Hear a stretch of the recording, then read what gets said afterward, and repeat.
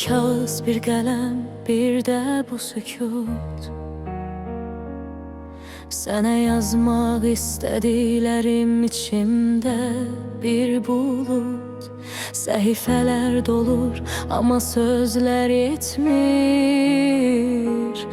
Sənin yoxluğunla bu şəhər bitmir. Hər kəs gedər, amma sən qaldın məndə.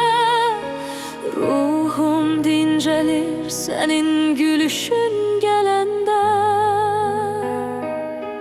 Yollar ayırdı bizi, yoxsa bu taledir? Sensiz keçən hər dəqiqə mənə bir senedir. Gözlərin ən dərin dənizim mənim.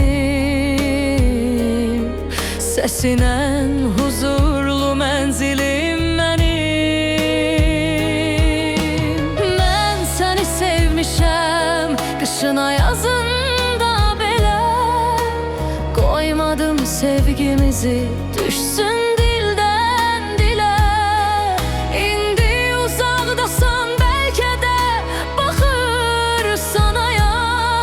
Mənim dualarım sığmır bu dünyaya.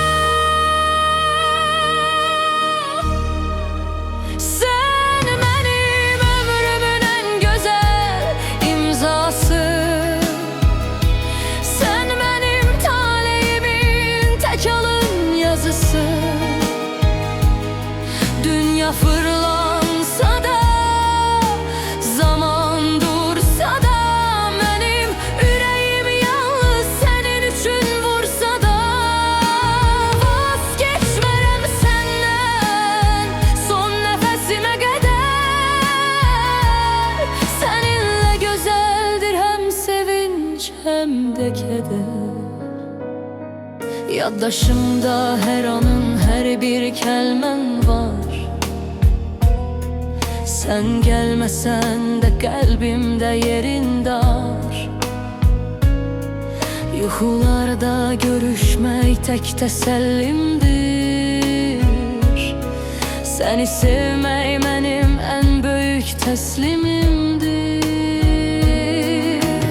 Heç kim əvəz eləməz o istilərini.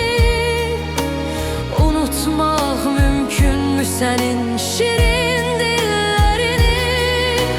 Aylar keçsə də, illər ötsə də, bu sevgi heç vaxt bitməyəcək. Hər kəs unudub çıxıb getsə də, mənim kölgəm səni tərk etməyəcək.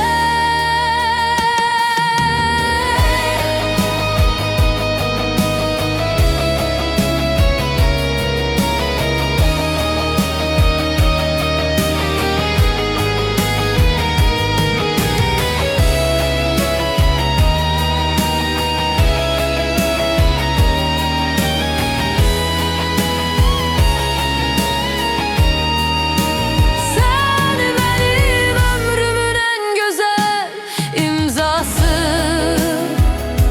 Sən mənim taleyimin tək alın yazısı.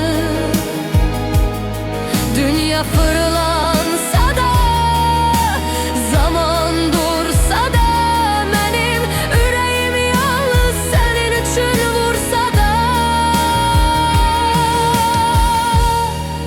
Həmişə mənimlə qal.